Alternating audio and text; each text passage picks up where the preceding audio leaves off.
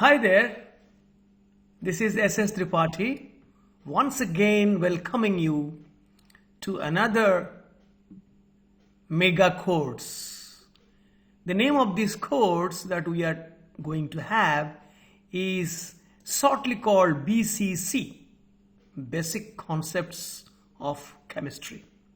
Some authors they call it chemical calculations. Some authors even are so fascinated that they call the entire chapter as mole concept. But I prefer to tell this course as Basic Concepts in Chemistry, that is BCC. And the last course that I think most of you have already taken, that is the LOC course, the Language of Chemistry, Advanced Language of Chemistry course, and we had more than 20 lectures on that. And we did extensive study on the logic behind all chemical reactions, spontaneous and non-spontaneous. In this program, we shall be utilizing them in solving problems. And in a separate video, I shall be spelling out all the 20 or 30 lectures that we will be having in a continuous manner. But this video, I will be focusing on the first topic of BCC, that is this one. That is some ideal gas laws and their applications, and that is part 1. And we have another part. Just after this, we will have another part. Right? Although gaseous state is a physical chemistry program, we will be doing that in our states of matter program. But I took this topic first because in chemical calculations, in the basic concepts that we are going to have, there must be a basic understanding of the gas laws, because it will be frequently used to calculate molecular mass and other things. So whatever barely needed for having a good grip on BCC, I have taken those in the first topic in my BCC course. Let us proceed. Let me become little oblivious, and you do not look at me, listen to my words and look to the screen and follow me what I am saying. Gaseous state is not unknown to you. Gas has no fixed volume, while the liquid has a fixed volume. And the volume of the gas means the volume of the container carrying the gas. It can be a small container, it can be a big container. The same amount of gas can be accommodated in every type of container. But if you compare with liquids do have a fixed volume. They cannot fly apart from that confined position. They cannot fly away. They have a fixed volume, while the gaseous state, the molecules, they have capacity to fly from one place to the other. This is called the diffusion of gas molecules. So they occupy the entire space available to them. And the volume of the gas, we are focusing on only gaseous state, not on the solids and liquids. I've just compared between the states, which you have already studied from class 7, 8, 9, so on. But the volume of a gas is dependent on these 3 parameters. It is dependent on the temperature at which the gas is kept, also the pressure at which it is kept, gas pressure. And if it is temperature, you have to use the Kelvin scale for calculation, the absolute scale, not the Celsius scale. Remember why it is so? We shall be knowing that in our physical chemistry gaseous state program. But in all gaseous state numericals, you have to use the temperature in Kelvin scale. Do you know how to get Kelvin scale from Celsius scale? Yes. If you add 273 with the Celsius scale magnitude, then it will become the Kelvin scale value, right? And depends on the gas pressure. You know, the pressure of a gas is expressed in either atmosphere, ATM, or in SI unit Pascal, Newton per meter square, or as the height of the mercury column. So many millimeters of mercury, so many centimeters of mercury. So gas pressure is expressed either in these units, atmosphere or millimeter of mercury, or in pure SI unit Pascal, Newton per meter square. And also the volume is dependent on the amount of gas, either mass wise or you can have mole wise. If you are not at all have any idea on moles by chance, then don't worry. We will be doing all the mole concept from the very, very grassroots. I will treat you like a class 9 student and teach you mole concept even if you are a class 11 student. Okay. Now, what is due to the gas pressure? Why pressure develops in a gas? It is due to the bombardment of the gas molecules on the walls of the container. Because you know the volume of the gas means volume of the container. The molecules are spread apart from each other. There is a large intermolecular distance. They are not condensed like a liquid or a solid. They are not confined to a particular region, space, but they are having a license to fly away from any place to any other place. So the distance between two molecules is much larger in gaseous state.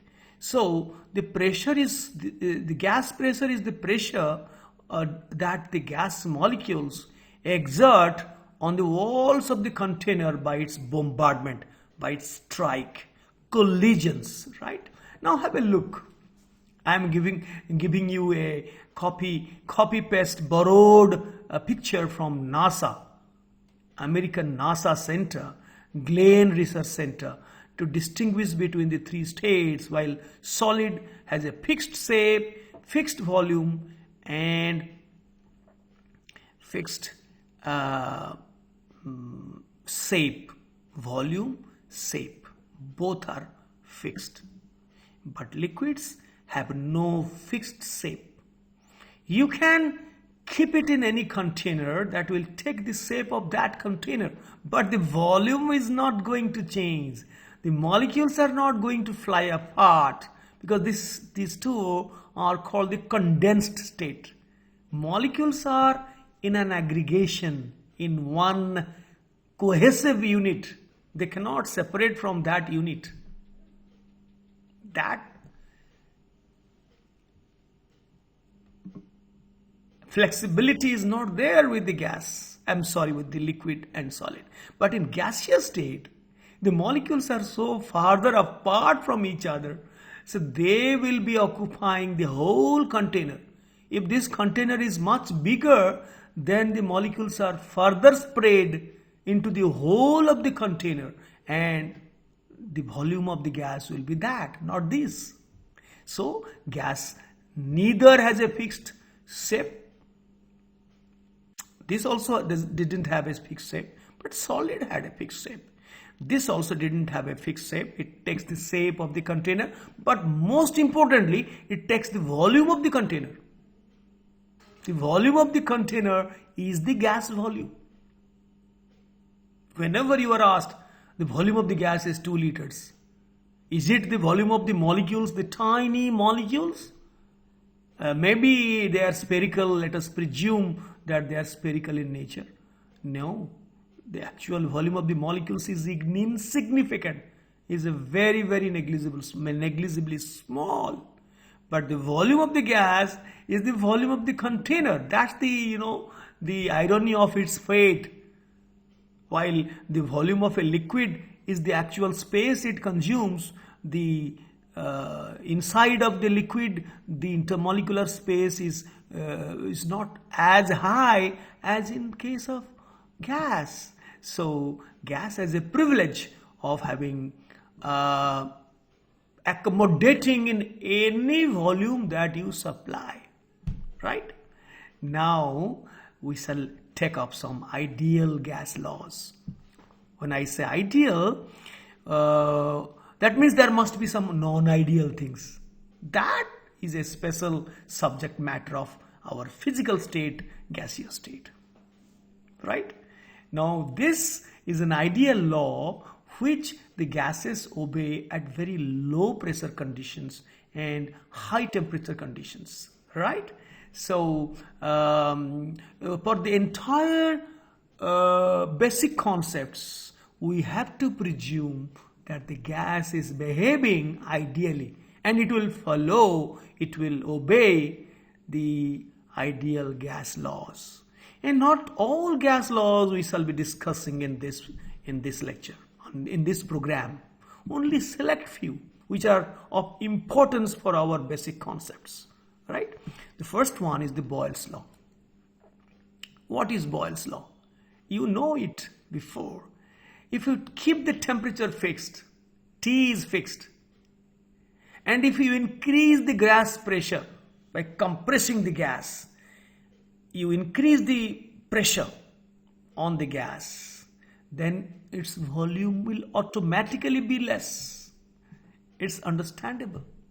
And vice versa. If you decrease the pressure, raise the piston to an upper position, then automatically the volume will become more. So volume of a gas and its pressure are inversely related, are inversely proportional to each other. But for that, the temperature has to be kept constant, and also the mass of the gas should be fixed. So for Boyle's law, you have two things to be kept fixed. Then to see how volume varies with pressure.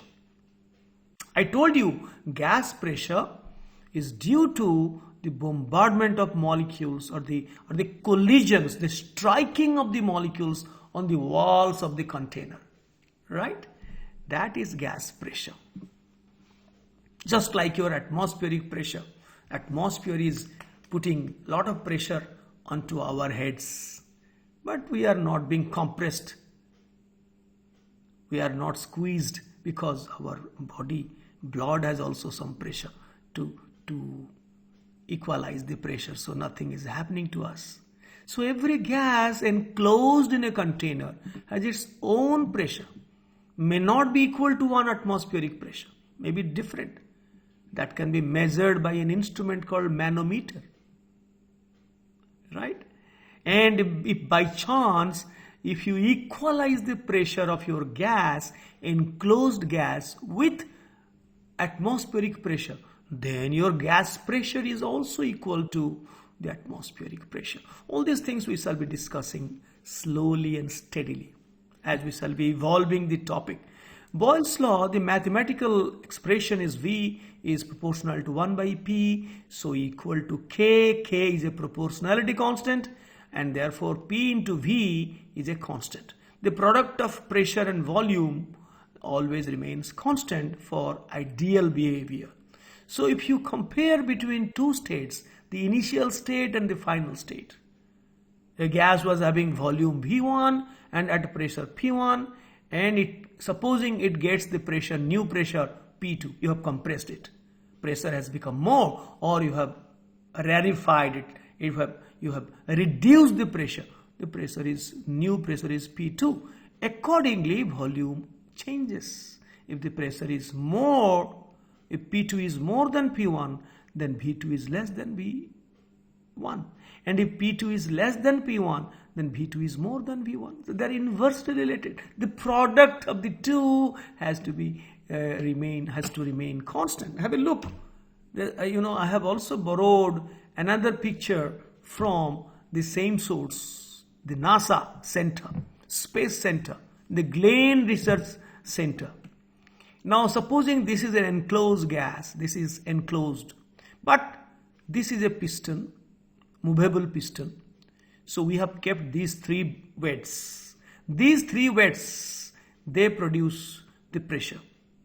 Now the gas molecule, these are the gas molecules, and the rest of the space is empty. And when this is in equilibrium, no more movement of the piston. That means the pressure inside the gas, our gas of interest, is equal to the pressure outside. Then only the piston level will remain static and will not be raised up or go down. So if the pressure of the gas is equal to the pressure contributed or exerted by these three weights, let's say that is 1 atmosphere. Say, for example, these three weights exerts the pressure onto the gas, so that the gas pressure is also the same, because unless the two are identical, this piston will not remain static.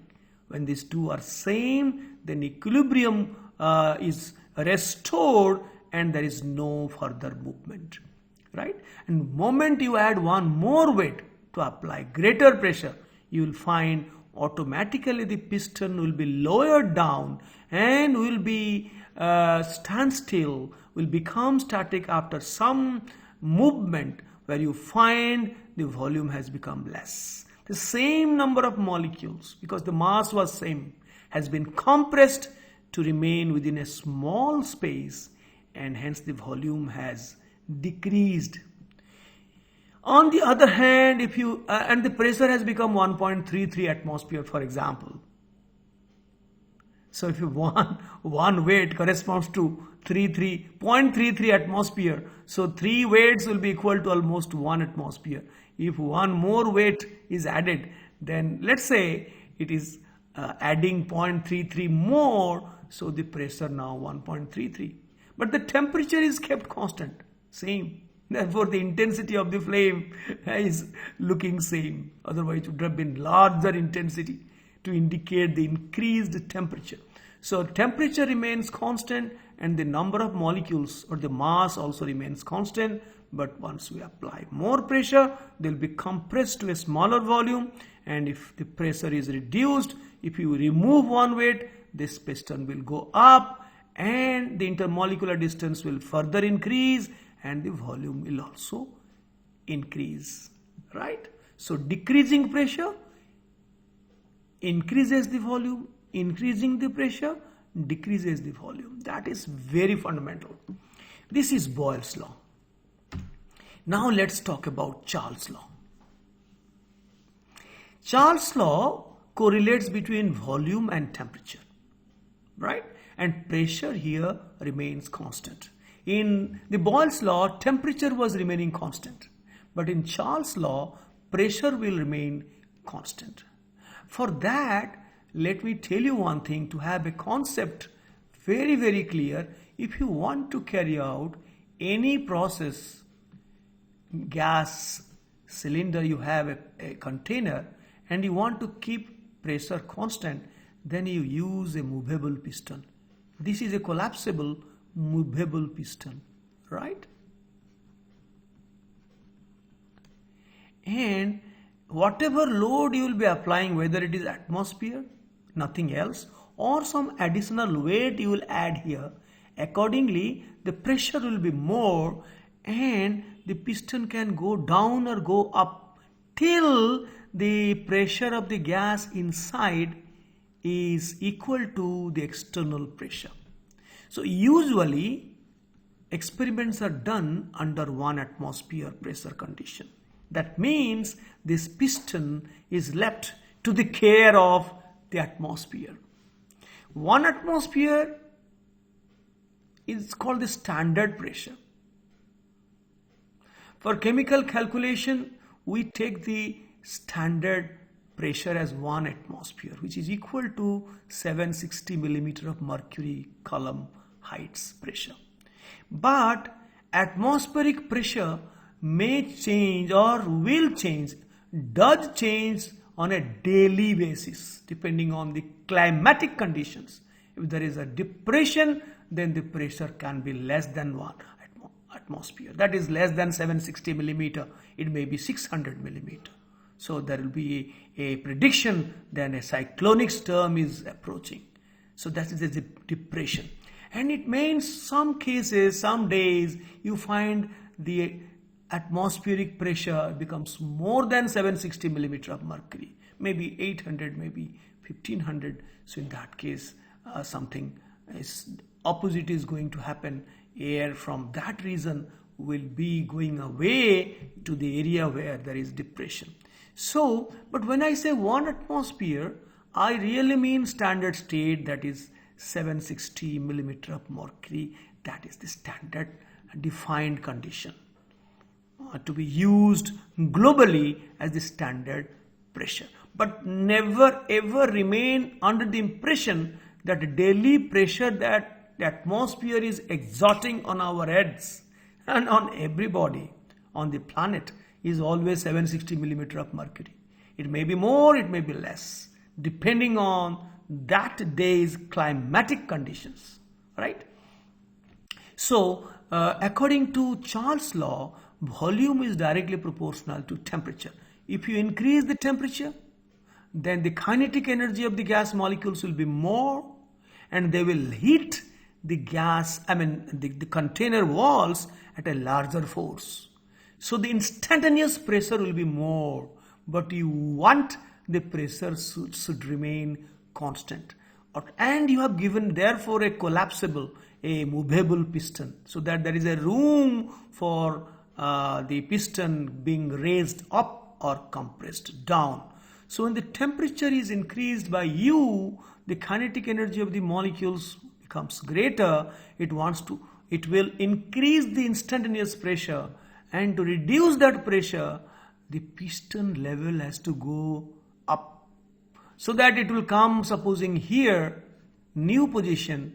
At that position, the molecules are scattered more apart from each other, and the force applied for unit area becomes same, because the number of molecules striking unit area becomes less, because they are more rarefied. Rarefied is a wrong term. Pressure is going to equalize.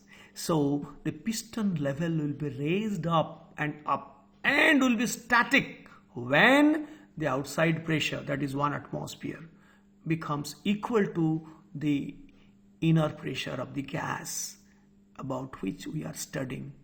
So if V is proportional to T, then V is equal to KT. K is a proportionality constant, so V by T is equal to K. So if you compare between two states, V1 by T1 is equal to V2 by T2. So for that, pressure and mass to remain constant. In Boyle's law, temperature was kept constant, and we correlated volume with pressure, inverse relationship. But in Charles' law, we keep pressure constant. When we talk about pressure constant, then you always think of a movable piston, either left to the care of the atmosphere, whatever may be the atmospheric pressure on that day, or you put some load, some weights, and calculate what is the total force and total area, cross section, and then you can find the pressure. So once we increase the temperature to equalize the pressure, the volume has to be increased. If the volume is not allowed to increase, then the pressure is bound to increase, because the molecules are getting more kinetic energy, so it will hit with a greater force, and the number of molecules per unit area is same, force is greater, so the pressure is greater. But since we want the pressure to remain, to restore to the original value, then the piston level will go up and the molecules are scattered further apart, and the molecules which are striking on the unit surface area will be less. Although individually they are having greater force, but since the number of molecules get reduced, so the net pressure remains the same. And the raising of the piston, the rising of the piston will cease to happen. It will stop after the equalization of the outer pressure with the inner pressure inside the gas, right? Then let us now, I have brought another copy pasted material for you, the constant pressure. Let's say the pressure is 1 atmosphere, and this is also 1 atmosphere, because the movable piston is not loaded with any weights. It is rather left to the care of atmosphere. So what happened, same number of molecules, because the mass is same, we heated, because this is a small flame and this is a larger flame, indicating that temperature T2 is greater than temperature T1. So when you increase the temperature and do not allow the volume to expand, then definitely pressure will increase. But we have a movable cylinder, it will definitely be raised up till the outer pressure, that is 1 atmospheric pressure, is equal to the inner pressure. So the gas pressure is also equal to 1 atmosphere. So when we are using the movable piston, then you are happy that every time the pressure outside, that is atmospheric pressure, is equal to the pressure of the gas under our study, right? Now we take up another law which is not of much importance, that is Amonton's law, that correlates between temperature and pressure. And for that we have to keep the volume fixed. You have to take a sealed container. No room for any expansion or compression. It's not don't mistake it to be a movable piston. It is sealed. Completely sealed, no room for any expansion or compression. The volume is fixed. In that situation, if you increase the temperature, see, the flame is so short, the flame is so large, indicating the temperature has increased. And I was telling you before some time that if you do not allow the volume to change, then the force with which the individual molecule will strike on the wall will be more, and since the area is same, then force per unit area, the pressure will become more. So pressure is directly proportional to temperature. In Charles' law, volume was directly proportional to temperature, there pressure remained constant, but here volume will remain constant.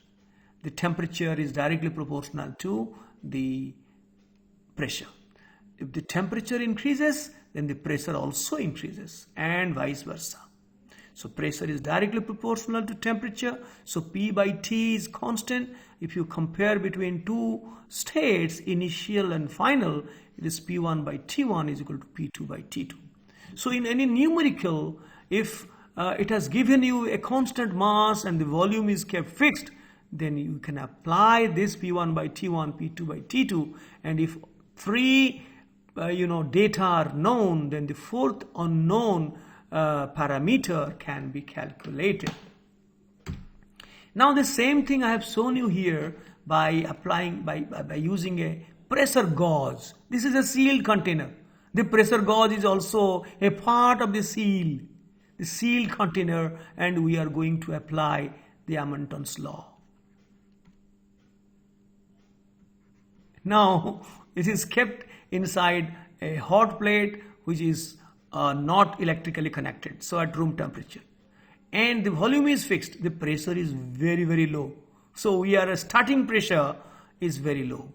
But when you raise the temperature, use the hot plate in a medium condition, at a medium temperature, maybe 100 degree, then you know the pressure is much greater. It was here, now it is here. The pressure meter, the pressure gauge, that will give you the indication that pressure inside the gas becomes more. Here we are not in contact with the atmosphere. It's not a movable piston. There in Charles' law, we need not use a pressure gauge. Simply take a movable piston and that will indicate that outside pressure and inside pressure are always same once the equilibrium reaches. You have to spend some time. If you are doing something, changing the temperature, then it will take some time to the piston to be raised up and remain static at a new temperature, right? And again this temperature is still greater. Hot plate on high temperature. This is medium temperature. This is room temperature.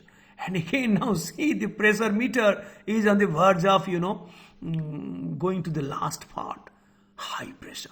Can you tell me at this point, I would like to ask you a question. Will you answer me? Now supposing in this situation, you continue to heat, raise the temperature from 100 to 200 to 300, what will happen to the gas? Right, supposing you take the outside container as an oil, not water. Water, the temperature will be 100. If it is a different liquid having boiling point greater, so the temperature is greater. So in that situation, the gas inside, these are the gas molecules which are scattered, randomly scattered with a lot of empty space in between, right? Then now tell me what will be the consequence of going to the even crossing the limit of Amonton's law. Amonton's law makes use of constant volume.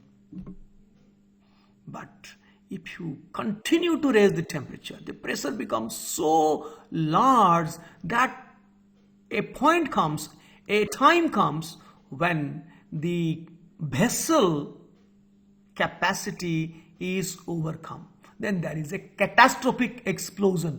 The seal that you have done will be exploded out, and that situation is similar to a bombing operation. It's a bomb.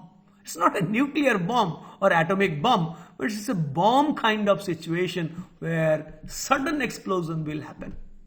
Right? So therefore, while you are heating a gas in a fixed container, in a sealed container, you must be very cautious. And if you continue to raise the temperature, then you must be very, very cautious. Otherwise, it will end up in a very catastrophic situation. Right? Let us proceed. Then let us combine Boyle's law and Charles' law. Amonton's law is not of much importance because volume, pressure, temperature both can be included if we combine the two laws, the Boyle's law and Charles' law. No need to take help of Amonton's law. Just we studied for the sake of study the behavior, how temperature and pressure, they are correlated at constant volume, that we studied. And if such a simple problem is given to you, keeping the volume and volume and mass constant, then you can use the formula P1 by T1 is equal to P2 by T2. Now, the combined gas equation is like this. Volume is inversely proportional to pressure. This is Boyle's law. BL means Boyle's law. Here, temperature and mass to remain constant. And the Charles law, CL, volume is directly proportional to the Kelvin temperature. Here the pressure and mass to remain constant. But when both pressure and temperature will vary, and then what will happen? The volume is proportional to the product of these two, this and this, right? So this is the dependent variable, the y coordinate, and these are the x coordinates, independent variable. And if y is proportional to say P and same Y is proportional to Q, then Y is proportional to the product of P and Q when both P and Q vary, right? So that is the mathematical logic we have taken here. B is proportional to 1 by P, T constant. B is proportional to T, P constant. Forget about mass, which is constant in both. So when both T and P will vary, then the V is proportional to the product of these two, 1 by P into T. So the proportionality constant is K, and crisscrossing we get PV by T is equal to constant. So this ratio, PV by T ratio, remains constant, whatever change you may make. So if you compare between the initial state and final state, you will find P1 V1 by T1 is equal to P2 V2 by T2. Right? Whenever you are studying with me, depending on me, and you are watching the video very, very ceremoniously, I would always recommend to stop the video, to pause the video and start writing. Otherwise, you can download the PDF file that I will be always supplementing in the description box below, and then study. Ideally you can pause it, particularly when you are handling a problem. Now we shall be taking up a numerical using the combined gas equation. P1 V1 by T1 is equal to P2 V2 by T2. The 1 subscript denotes the initial stage, P1 is the initial pressure, P2 the initial volume, and T2 is the initial temperature, and P2 V2 T2 are their corresponding final parameters. Right? Let's take up this. 2 liters of a fixed mass of gas. The volume is 2 liters. Mass is fixed. Otherwise, you can't use the ideal gas laws. So far, we have studied Boyle's law and Charles' law, Edmonton's law. They demand that the mass of the gas has to remain constant. So the initial volume is 2 liter and the initial temperature was 273 plus 25. It is 298 Kelvin, right?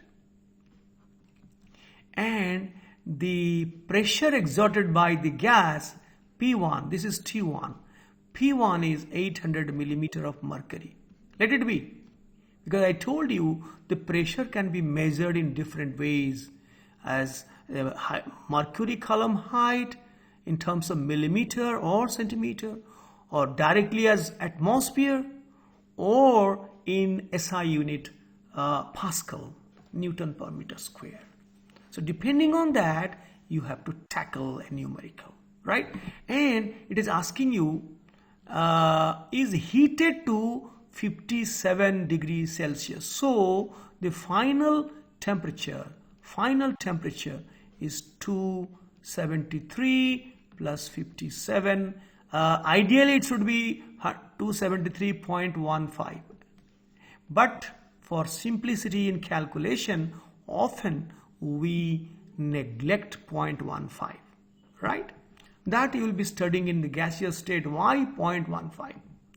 Now when you add 273 with 57, the answer is, I think it is 330.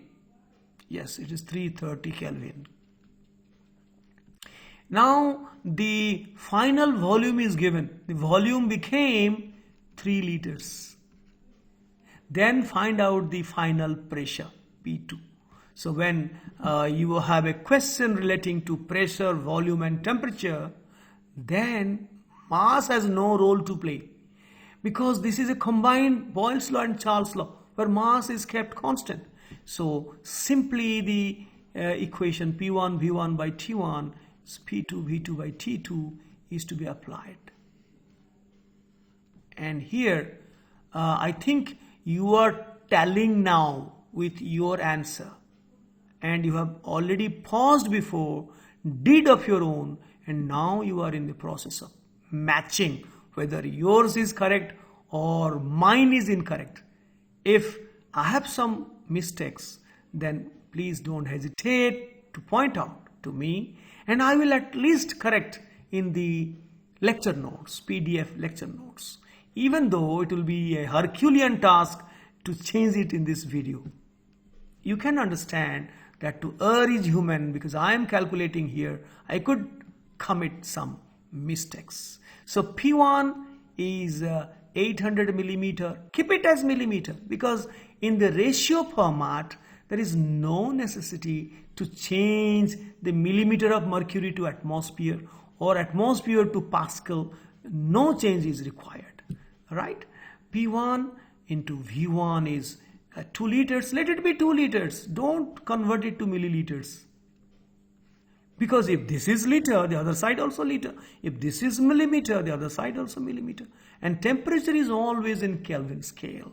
So the T1 is already known, 298 is equal to the final pressure that we are going to find. It is unknown, and the final volume is 3 liters. We already know 3 liters.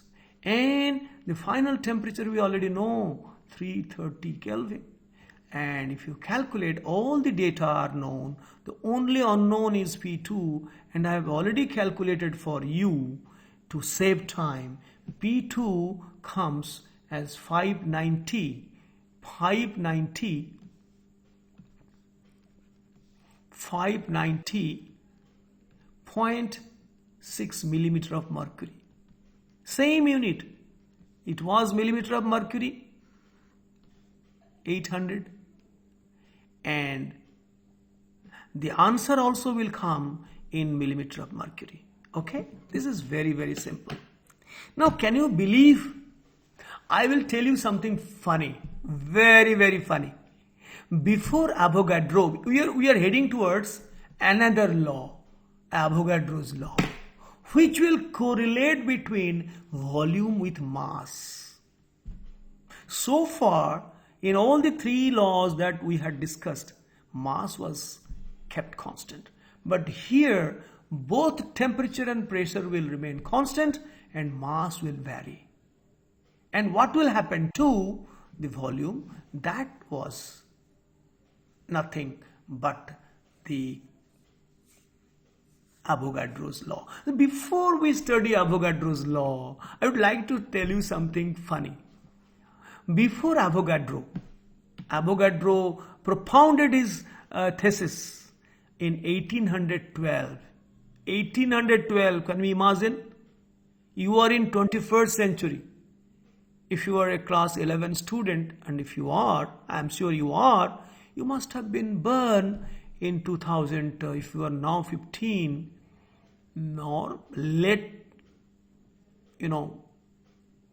maximum say 16, for example, you must have been born in 2004 or 5, like that. I am talking of not 19th century, I am not 20th century, even when I was born in 20th century. In 19th century is 1812, early part of 19th century, Avogadro gave this law. And before he gave a law, it was thought that hydrogen gas, the formula is H. Chlorine gas, the formula is Cl. So the concept of molecule was not at all discovered. No idea that even an element can remain as a diatomic molecule in a bonded, covalently bonded state. It was beyond the imagination of scientists at those times. So whenever they were given the task of writing an equation for the formation of hydrogen chloride gas by the combination of the 2 gases, hydrogen gas and chlorine gas, they were writing a funny equation like this. H plus Cl gives HCl. And this one, they used to call it as a compound atom, because there was no term called molecule. The molecule term was not there at that time. So hydrogen means H, Chlorine means Cl. Hydrogen chloride means HCl. Now you'll be surprised and you'll be bursting into laughter when I say at that time they were doing experiment.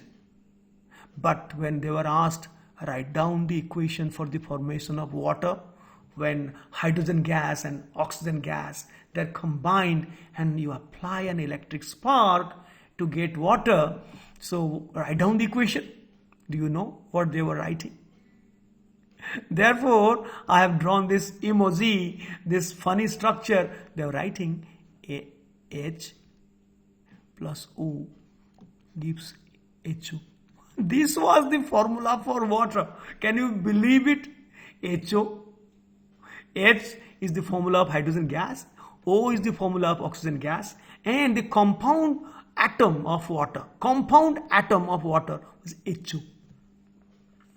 So all these things were in a very, very crude stage. Nobody knew. But experiment was perfect. How many volumes of hydrogen combines with how many volumes of chlorine to give how many volumes of hydrogen chloride? That was fixed. That was the experiment. Chemists were doing. Avogadro was a physicist. He took the help of a chemist called Gay-Lussac, who was primarily responsible for the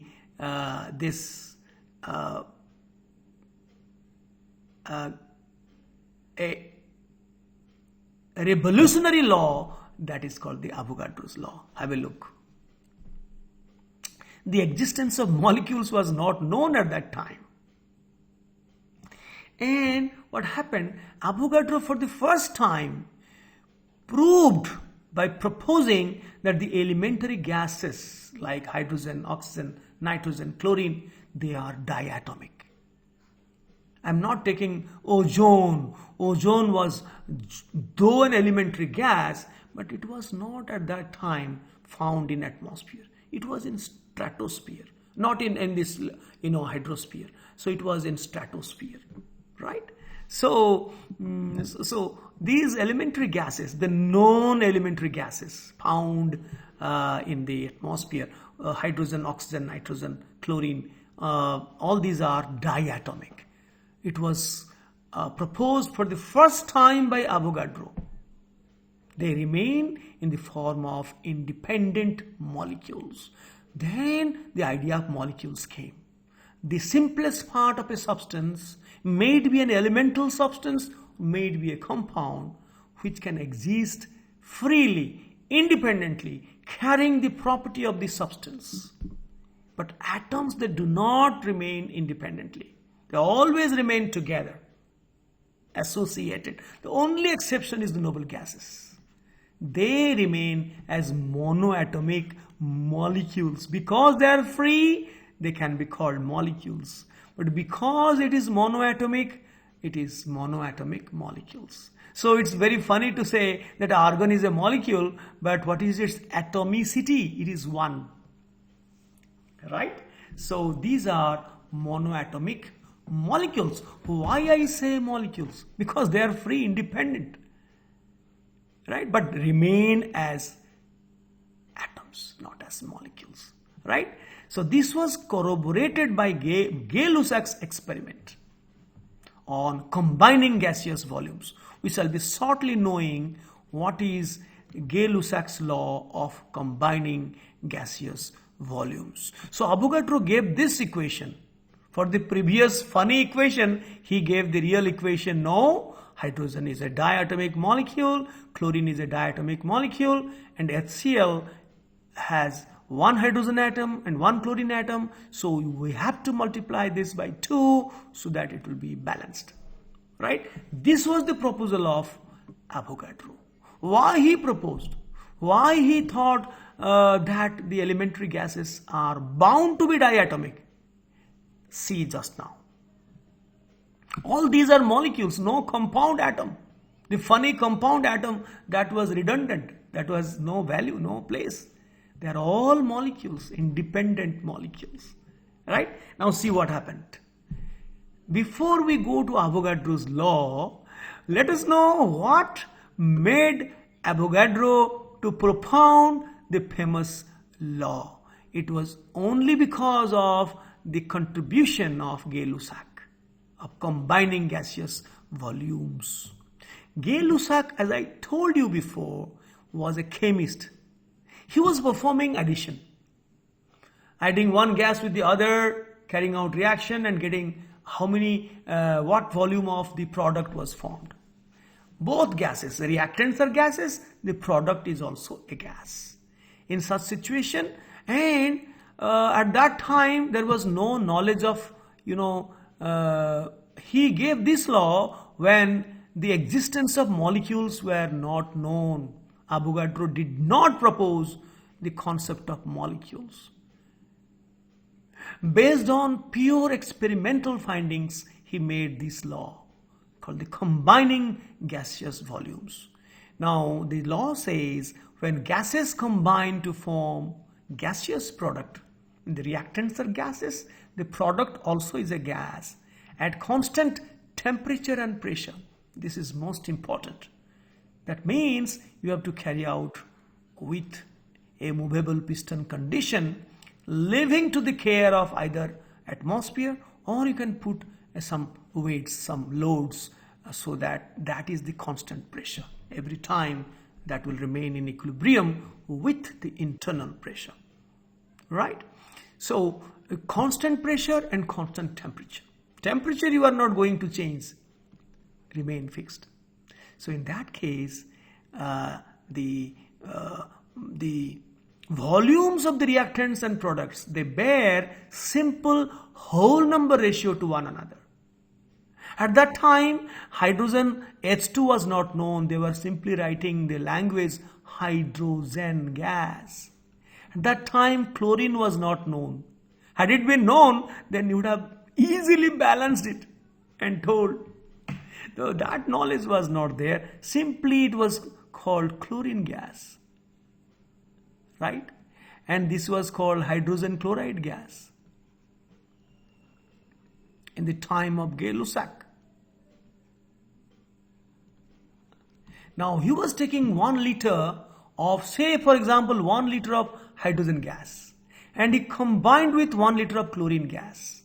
Right? No Cl2, no H2. He didn't know about it. And when the reaction was over, he got 2 liters of hydrogen chloride gas. All gases, temperature, pressure constant. All were making use of the movable piston. Every time the pressure was 1 atmosphere. Right? Now you may be wondering, 1 plus 1 mathematically is 2. But it's no mathematics, my dear. It is chemistry experiment. Now see what will happen to the other experiment. 2 liters of hydrogen gas combined. This is again hydrogen in language. This is not O2 oxygen in language. This is water. I told you water was written as HO. HO. What funny. This is water and that is vapor, because water in the room temperature, it is a liquid. Therefore, the temperature has to be more than 100 degrees so that it will remain in the gaseous state. Right? So when you perform the experiment at a higher temperature where water will remain as a water vapor, and then what happened? Took 2 liters of hydrogen gas, 1 liter of oxygen gas, and put an electric spark. There is a pop sound. Water will be formed, but again the temperature will be restored to the initial value, say 105 degrees Celsius, so that no liquid water, all of them will remain in the vapor state, and the initial temperature, final temperature remain the same. And we have found, he found, not we, that the volume of water vapor is not 3, it is 2 liters of water vapor was formed. Now, today we are so very casual. You'll say yes, 2H2 plus O2 is 2 water. You balance it and you will say yes, this is 2 moles, 1 mole, 2 moles. So 2 liter, 1 liter, 2 liter. 2 into 22.4 1 into 22.4, 2 into 22.4 if it is gas, of course. Then 22.4, 22.4 get cancelled. So 2 liter, 1 liter, 2 liters. Because you know the formula. The formula of different species were only found out concretely in 1850 onwards, where Cannizzaro, he performed experiment, right? But during the time of Avogadro, hydrogen, oxygen, all these elementary gases, the formula was concretely known. Now let me tell you how. Now this is the finding, the experimental finding of Gay-Lussac. He did several experiments, added 2 different gases. Complete reaction was happening, and he measured what is the volume of the product if the temperature and pressure remain constant. So here in case of hydrogen and chlorine, 1 plus 1 became 2. But in case of hydrogen and oxygen to give water vapor, no mathematics. 2 plus 1 is not 3, it's 2. So it depends on experiment. And that also depends on its formula. Formula was not known. Now see what happens. I have just put it in a very, very crude diagram. I have drawn it in a freehand. So please bear with this poor quality drawing. Supposing this is 1 liter hydrogen gas at 1 atmosphere. This is 1 liter chlorine gas at 1 atmosphere. They are combined in another chamber, and again the pressure is 1 atmosphere. And it was found after the reaction is over, it is 2 liters of hydrogen chloride. That was the finding. This H2, he was writing hydrogen gas. Subsequently, Avogadro said it has to be H2. Chlorine, subsequently he said it has to be Cl2. And HCl is HCl. Similarly, 2 liters of hydrogen, let us write in language, 1 liter of oxygen was giving not 3. 2 plus 1 is not 3, it is giving 2 liters. Right? So this was the turning point. This turning point in the history of scientific discoveries, where Avogadro, a profound, proficient physicist, was wanting to, prove his hypothesis, convert his hypothesis into a law. That happened.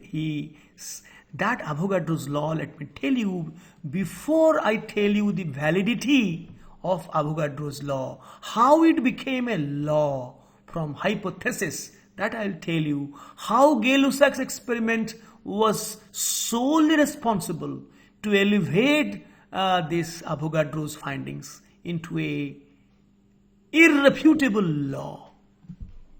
Avogadro's law gives a relationship between mass of the gas, either a number-wise number of molecules or number of moles, correlated to its volume. So it says equal volumes of all gases at identical temperature and pressure, T and P remain same, contain equal number of molecules.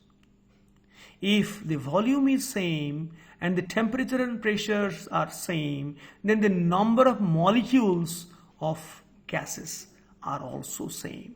Doesn't matter whether it is a chlorine gas or whether it is a oxygen gas or hydrogen gas or whatever.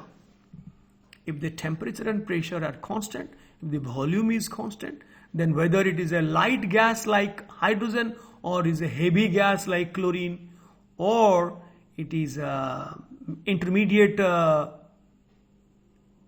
heavy mass like oxygen. So all of them will have the same number of molecules. And since the number of molecules, capital N, is directly proportional to the number of moles, so it can also be said, Avogadro's law can also be said, that equal volumes of all gases are directly proportional to their number of moles, because number of moles, small n, is nothing but the actual number of molecules by the famous Avogadro's number, 6.022 into 10 to the power 23. Supposing we have 10 to the power 25 molecules, What is the number of moles of the gas? 10 to the power 25 divided by Avogadro's number. If this number is equal to 1 mole, then 10 to the power 25 molecules will be 1 divided by this into 10 to the power 25. So that will give you the number of moles. You can as well find the number of moles from the mass of the gas by its molecular mass. Because the gases exist as molecules, excepting noble gases which remain as atoms, but they are called molecules. So although they are atomic masses, but they are also molecular masses because they are. It sounds little weird for you, but yes, I dare say that neon, krypton, xenon, helium, they are monoatomic molecules because it satisfies the concept of molecule of existing freely, right? Now, so let us take up the mathematical equations for Avogadro's law. We have completed Boyle's law, Charles' law, Edmonton's law, where mass was kept constant. And here we keep temperature and pressure constant and see if the number of molecules increases, volume proportionately increases. Or if the number of moles increases, volume proportionately increases, and vice versa. Decreases, right? So volume is directly proportional to the number of molecules, capital N, or V is directly proportional to number of moles, because number of moles is nothing but N by Na. Since this is a constant, so this V is also directly proportional to N, the number of molecules, right? So out of these two, more popular is this, the number of moles. So you can also have a problem on number of molecules. So V by N is constant. K is a proportionality constant. And if you compare between two states, initial and final, V1 by V1 by N1 is equal to V2 by N2, where N1 and N2 are number of molecules initially and finally, respectively. V1 is the initial volume and V2 is the final volume. But if you take same way the number of moles, V1 by small n1 is equal to V2 by small n2. So n1 and n2 are the number of moles. And you know how to find the number of moles, because this is not the mole concept chapter. In the BCC program, we have a full-fledged mole concept chapter where I will be evolving from the very, very grassroots. I told you that. This is a mere repetition. Now see, number of moles is nothing but mass of the gas by its molecular mass, gram molecular mass. So number of moles is simply a number. And it can also be number of molecules by Avogadro's number, because this number corresponds to 1 mole. So this number corresponds to how many moles? This is the ratio. If gram molecular mass is equal to 1 mole, then this mass, the actual mass, is equal to how many moles? So mass by molecular mass, right? So I have shown this in a graphical form where you take any types of gas, maybe hydrogen, nitrogen, carbon monoxide, carbon dioxide, even argon, ozone, whatever may be the gas. Avogadro's law is universal, now applicable to polyatomic gases, ozone, even P4 vapors and all. It was started from diatomic molecules, but it was found to be valid for all types of gases, polyatomic gases, right? Now if the temperature is fixed in all these gases, T, and the pressures are same, P atmospheres, and if the volumes are same, V liters, then the number of molecules are also same, N, and the number of moles are also same, small n. Got it? Am I getting little hasty? Do you want to see how long we have completed? We have completed 1 hour, 4 minutes. Another 5 minutes to go. Just 5 minutes to complete the problem. Now, Here I have another borrowed video to show how by changing the number of moles or the mass, the volume changes. Here we have kept pressure constant, say 1 atmosphere. 1 atmosphere here I mean 760 millimeter, the standard pressure. 1 atmosphere means 760 millimeter of mercury. And here also the same movable piston, supposing it is there, not shown here, but it should have been, right? The pressure is same, 1 atm, 1 atm, and the temperature is 0 degrees Celsius, 273 Kelvin, 273 Kelvin. That means these two are STP conditions. So if the conditions are STP, standard temperature and pressure, then if the number of moles will be more, then the volume will be proportionately more. Here it was 1 mole of the gas and it is 22.4 liters. That is what we call gram molar volume at NTP, GMB.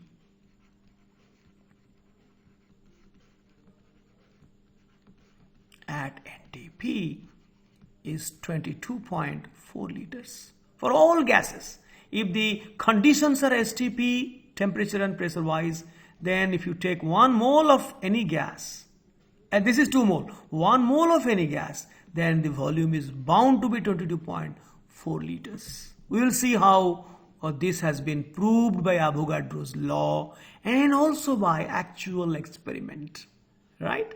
So this is called gram molar volume. Now if you have 1 mole here, the volume is 22.4 mole, that is gram molar volume, because it is STP condition, and you add 1 extra mole, now it will become 2 mole, then the volume will be double. So V1 by N1 is equal to V2 by N2. So V1 was 22.4 and N1 was 1, number of moles was 1 mole, and what will be the new volume when the number of moles is 2? Obviously V2 will be 2 times more, 44.8 liters. So to conclude that Avogadro's law makes use of the relationship between volume and the number of moles or the number of molecules, where the temperature and pressure remains constant. Now here I have again shown you from a copy-pasted mode thanks to the Google source. These are different gases. This is a monoatomic argon gas, oxygen, nitrogen, and you have kept all 1 mole each. If it is argon, the molecular mass is nothing but atomic mass, 40. And if it is oxygen, O2, 16 into 2, 32 is its molecular mass. If it is nitrogen, 28, 14 into 2. So we have taken 1 mole of every gas and the conditions are STP, 1 atm, 1 atm, 1 atm, means 760 millimeter of mercury pressure. And temperature is 273. So all our STP conditions, we have taken 1 mole, then gram molar volume, the volume has to be all identical, 22.4, 22.4, 22.4 liters, and it contains, since it is 1 mole, it contains this Avogadro's number of molecules, right? The gram molar volume is 22.4 liters at STP, or that is also called NTP, right? And STP, atmosphere wise, it is 1 atmosphere, means is not the daily changing atmosphere. It is an average atmosphere that the IUPAC has used for calculation purpose. It is 760 millimeter of mercury, or it is 76 centimeter of mercury. That is standard pressure. And temperature is 273. Actually, it should have been 273.5. So we are just neglecting 0.5 and using 273 for calculation. But don't be surprised if in any book, any textbook, you will find 273.15. That is better. Now, same thing I am repeatedly showing you, thinking you to be kids. I am kidding indirectly. So this is oxygen, this is a monoatomic helium gas, fluorine, argon. We have taken 1 mole each. Here the molecular mass, here the atomic mass is the molecular mass. Molecular mass 19 into 2, and this is atomic once again. This is noble gas. So 39.9 or nearly 40. And if 1 mole is taken and the temperature is STP conditions are restored in all of them, then the volume will be 22.4, 22.4, right? This we have already seen. Now comes the last part. Experimental validity of Avogadro's law. How did Avogadro become a hero? Who made Avogadro a hero? Of course, it is his intuition, his great intelligence. That is the fundamental requirement. But the support came from chemist, none other than Gay-Lussac. Now it was his proposal. It has to be H2, it has to be Cl2, therefore 2 has to be multiplied. Then if one molecule gives 2 molecules, if you multiply throughout by capital N molecules, 2 N molecules. And if you apply Avogadro's law here, at this point, if N molecules of hydrogen gas is equal to 1 liter, 1 volume means say 1 liter, then N molecules of chlorine also has same volume 1 liter, and 2N molecules of any other gas has double the volume 2 liters. So N molecules, 2N molecules, 1 volume, 2 volumes. This is precisely what Gay-Lussac observed in his experiment much before the molecular formula or the concept of molecule was proposed by Avogadro. So then he was 101% sure that they are in the form of molecules H2, Cl2. Now see the fun. Earlier, before Avogadro, another scientist was the hero, but having no experimental corroboration. He was saying equal volumes of all gases contain equal number of atoms, because the concept of molecule was not there. So he was writing like this: H plus Cl gives HCl. This is a compound atom, as we already made fun before. This is another fun session. So according to Berzelius, H plus Cl, HCl. So one atom, one compound atom. So n atoms, n compound atoms. So according to his law, if n atoms has a volume 1 liter, n atoms of chlorine also will have 1 liter, and compound atoms of HCl will be having also 1 liter. So 1 liter plus 1 liter is giving 1 liter according to the prediction of Berzelius, but actually that never happened. So I was just imagining when until Berzelius was the hero, shouting that equal volumes of all gases contain equal number of atoms, he was held supreme. Nobody was challenging. But the moment Gay-Lussac performed the experiment, he found 1 liter of hydrogen reacts with 1 liter of chlorine to give 2 liters of HCl under constant temperature and pressure condition. Then possibly Berzelius must have gone home, taking a voluntary retirement to have gone home. Then Avogadro became the real hero, saying that it is not H, it is H2. It's not Cl, it is Cl2. And therefore 2HCl. And hence N molecule, 2 N molecules, 1 volume, 2 volumes. So that was precisely what Gay-Lussac got. Therefore, the diatomicity, that the elementary gases, hydrogen and chlorine, there. Even he proved that oxygen is diatomic, hydrogen is also diatomic, that we have already proved here. Right? So the Berzelius hypothesis was just buried in a grave. It was buried and it was rejected. So it was H2 plus Cl2 gives 2HCl. And equal volumes of all gases contain equal number of molecules, not atoms. Now, this is a story. Do you know that Avogadro's number, the huge number, its value is 6.02214. 0.076 into 10 to the power 23 per mole. That means 1 mole of any substance, may it be molecules, may it be atoms, may it be ions, will contain this huge number of entities. Now, can you just guess, is this number determined on a counting basis? Somebody counted 1, 2, 3, 4, 5, taking 1 mole of a substance and counting. You will calculate in our mole concept program, you will calculate how many generations, how many centuries you will require. If you start counting endlessly without sleeping, without eating even, you will take how many centuries to count this huge number you will calculate. In fact, the discovery of Avogadro's number was not made by Avogadro. Some people mistake it. Avogadro's number, that was given after Avogadro to honor him, such a great scientist.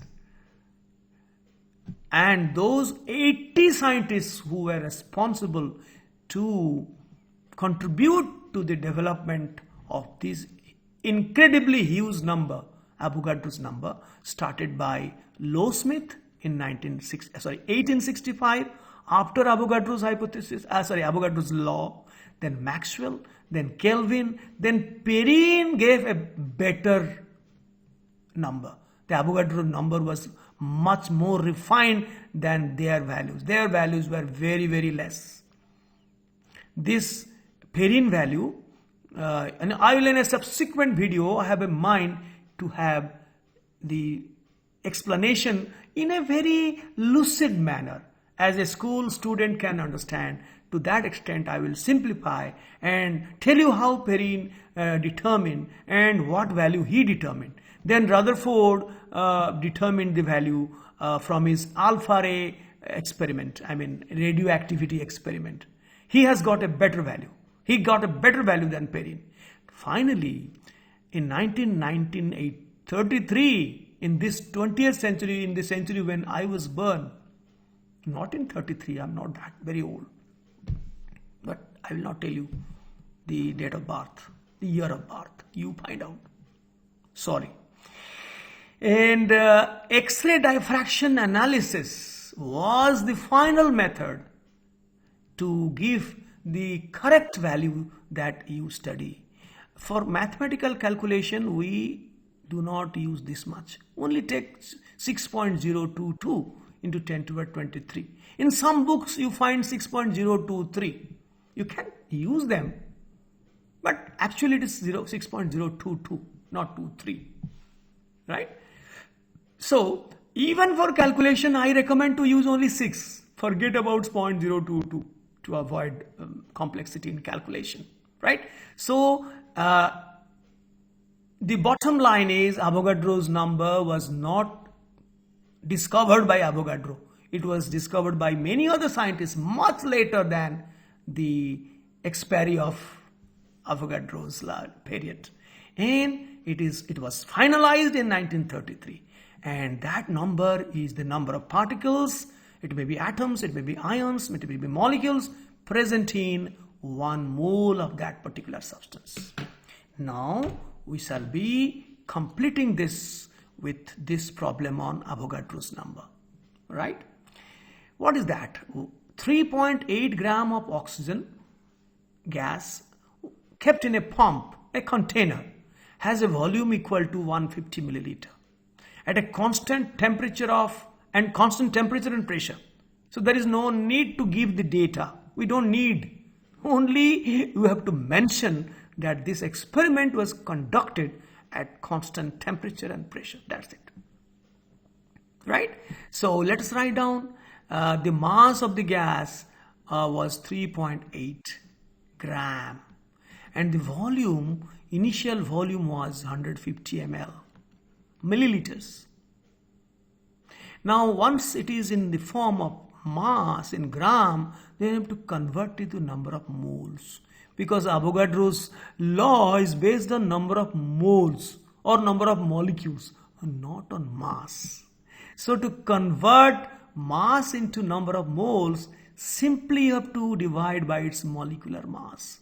Oxygen is O2, 16 2s are 32. So by dividing this, we are getting, I have done for you, it is 0.11875. Just for fun, I have taken 5 significant digits. You can take 3 significant digits, right? So this is the number of moles initially present. So mass has been converted to mole. This is the initial volume. Then the final, then 1.2 gram of extra oxygen was added. So let's see how many moles have been added. Or you can add the 2 masses and convert to the final moles. But let me first, extra oxygen is 1.2 gram. So what is the number of moles? Extra moles is equal to 1.2 by 32. That is coming, I have already done, it is coming 0.0375 moles. So this is the extra. So this was in the beginning. So what is the total number of moles? N2, the final number of moles of oxygen is 0.11875 plus 0.0375, and it is coming 0.15625. Right? You could have as well done it in a different way. You would have added 3.8 plus 1.2, it is 5. 8 to 10, 314 plus 15. So 5 by 32 would have been this. So I did in a little roundabout way. I first found out the number of moles, extra moles of oxygen added, and what was initially present. Now the total number of moles of oxygen is this. So let us apply the Avogadro's law. V1 by N1 is equal to V2 by N2. And that, I'm sure you are now checking your answer. You must have paused while this question was about to flash. So do that. Never in any problem you are watching in a video, pause the video.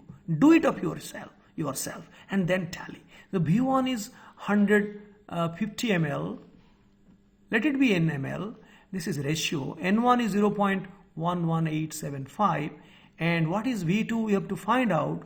And final number of moles is 15625.